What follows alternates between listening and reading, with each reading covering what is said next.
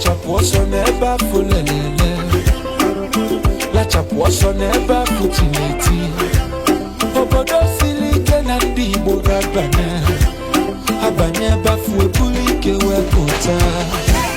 Ugochukwu nyela anyị nyanwa ka eji agano iyo okoko